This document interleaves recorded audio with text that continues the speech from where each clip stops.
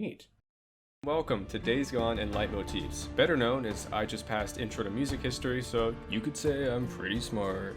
If you haven't played it, that's alright, I'll summarize. You play as a walking manscaped ad, with a vendetta against the local wildlife and bald population who takes his trusty bike on a journey across the beautiful Pacific Northwest, as he struggles to cope with the loss of his wife. Other than that, it's an open world zombie game. Big map to explore, friendly camps to meet, enemy camps to clear. But what the game may lack in originality, it more than makes up for with its execution. It's kinda like a comedy series, like Community. At this point, everyone knows the genre, so saying that it's worth a binge because it has clever jokes, lovable characters, Alice and Brie, just doesn't make a very good elevator pitch when its competition offers much of the same. But that doesn't change the fact that all 3 seasons of Community are worth the watch because it's still really good. And Days Gone is just that, really good. It's far from perfect, but the progression has depth, upgrading, customizing, and driving your bike is enjoyable, and most of all, the enemies are fun to fight. The Freakers, of course, are the main attraction. They scale in difficulty super well, creating an attentive survival experience in the early game that's pretty spooky, and a frantic horde battler in the late game that's kind of reminiscent of Nazi zombies. And the story was pretty impressive. It's not often that we get a game that has both zombies and a compelling narrative. It's got a lot of heart, and managed to keep throwing surprises at me the entire 30 hours. 30 hours? Why are these games so long?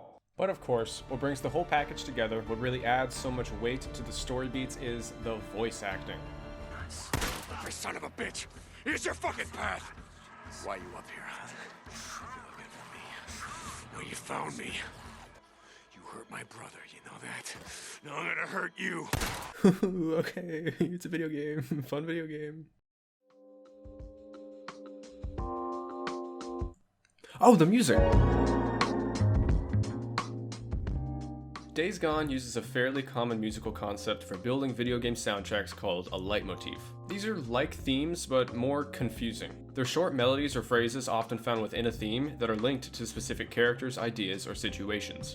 Think the Imperial March. Yeah, a track owned by Disney. Great choice. The entire song stands as Darth Vader's theme, but that iconic repeating bit that starts when the horns come in is reflective of his menacing and unrelenting persona, making it a leitmotif.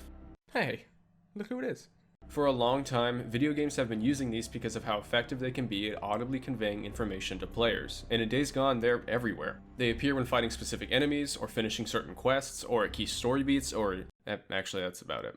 As seen in the intro to the video, leitmotifs can easily be used to cue dangerous things, acting as a warning for players by reinforcing a negative association with a specific character or encounter. It's very common in Days Gone to accidentally alert a nearby horde with gunfire. When this happens, players often hear the game's music shift, as the absolutely bananas melody of the Freakers theme, The Freak Show, begins to play. With it comes an incredibly intense leitmotif, consisting of a short phrase of descending strings and heavy percussion that repeats as the track gradually crescendos, reflecting the intensity of the ensuing fight. This does 2 things. For players that have never fought a horde before, they'll likely pick up on the music change and its intensity to mean that they should be afraid. Oh, so very afraid.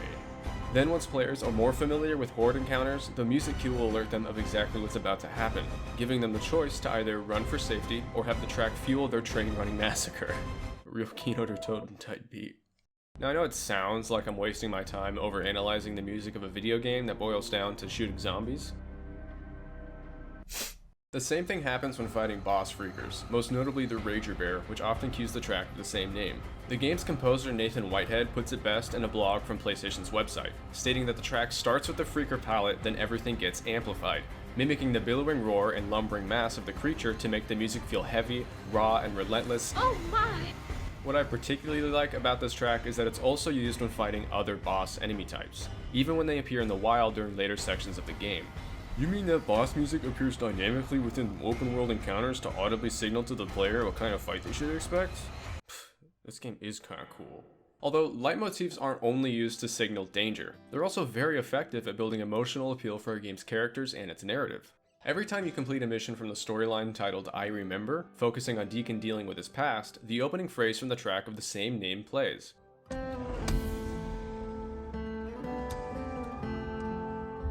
It's kinda subtle, but this leitmotif reflects Deacon's stubborn hope for finding Sarah, and works to instill that same sense of hope within the player throughout the questline. We assume that the storyline has a happy ending, or at the very least some sense of closure because it's the main quest of a video game, and it's this expectation of a proper conclusion that parallels Deacon's stubbornness. With each subsequent quest completed in the storyline, Deacon takes steps towards moving on, even though in the back of his mind and the players, they still believe she's out there. And it's this continued robbing of closure that makes the leitmotif more and more bittersweet every time it plays. But that track is chump change compared to the game's main theme, Days Gone.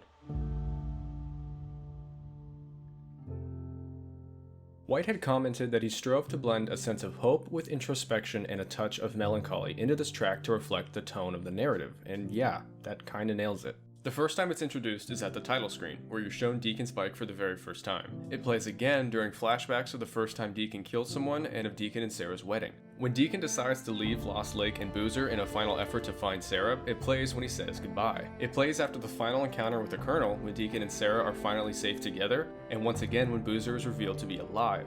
The impact that players feel from each of these moments is compounded onto the simple chord progression. As characters develop, so does the leitmotif, progressively accumulating emotion, transforming that light title screen melody into a heavy dramatic powerhouse.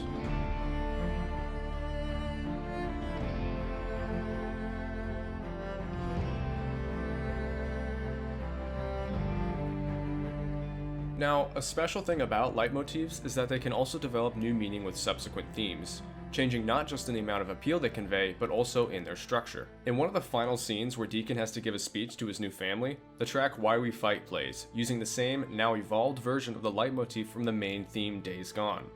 So, the song is first heard after Boozer sacrifices himself, and is used to amplify the feeling of melancholy and sadness brought on by the loss. It's intended to be the theme in its saddest, most introspective form. But when used for the final speech, the state of the game has completely changed.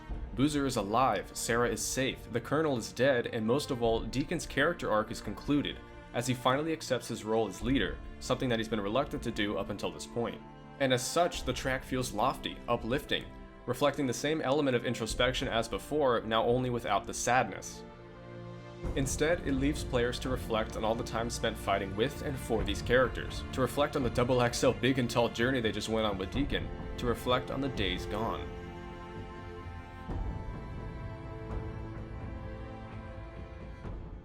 I think this serves as a really good example of the impact a soundtrack can have, not to say that it's how they all should be. Honestly, sometimes all you need is some fuel for your demon-slaying massacre. But when composers decide to use the soundtrack as a tool to enforce dynamic gameplay elements or create lasting appeal for a narrative, it can be pretty cool.